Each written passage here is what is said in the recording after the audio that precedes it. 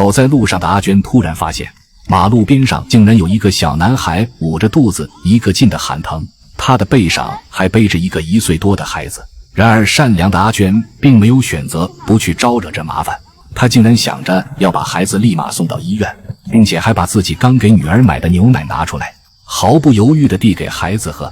我們知道上一期阿娟在臨時搭建的小房子裡淋了一晚上的雨，這樣下去也不是辦法，於是便帶着小女兒準備出去尋找新的住所。而這2個可憐的孩子已經2天沒吃飯了，因為哥哥撿的瓶子換的錢全部都拿來給媽媽買藥了，背上還有一個哺乳期的弟弟，嚴重的體力消耗再加上此時還餓着肚子，哥哥終於受不了了，他感覺到自己的肚子鑽心的疼，深深的無力感頓時湧向了哥哥的心頭。就在哥哥痛得不知所措的時候，遠處的阿娟發現了這2個孩子，她毫不猶豫的就跑了過來。孩子，你怎麼了？為什麼一直捂着肚子？你受傷了嗎？快讓阿姨趕緊看看。小男孩則說，我也不知道怎麼回事，阿姨，我帶着弟弟在這裡撿瓶子，突然就感覺肚子疼得厲害。阿娟一听，瞬間意識到什麼，這哥倆肯定是長時間沒吃飯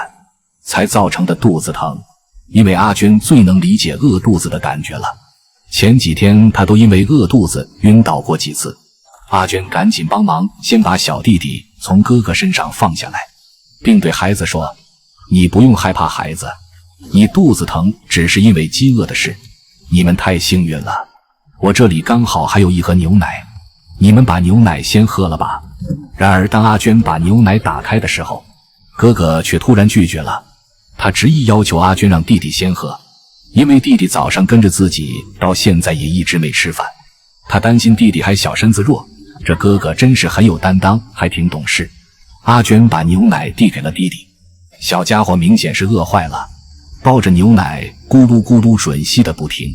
弟弟喝過之後，阿娟才把牛奶遞給了哥哥。此時時間也來到了中午，路上的人也慢慢多了起来，可也没有一個人願意停下來幫助一下找2個可憐的孩子。阿娟則在一旁安撫着哥哥，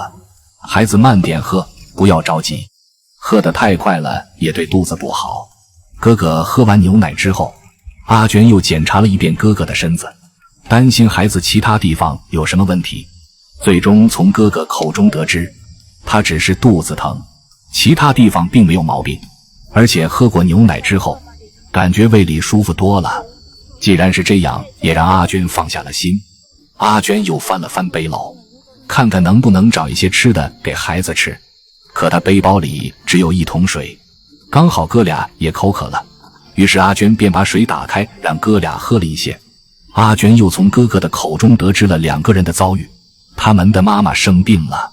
爸爸則狠心拋下了他們一家。沒有辦法的哥哥只能帶着弟弟到處撿瓶子，給媽媽換錢來買藥。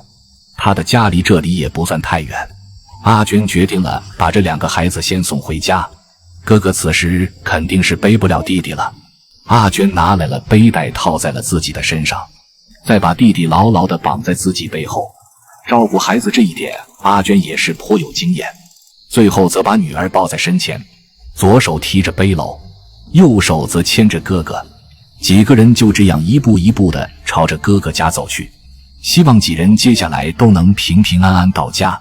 好了，今天就到這裡了，我們下期再見。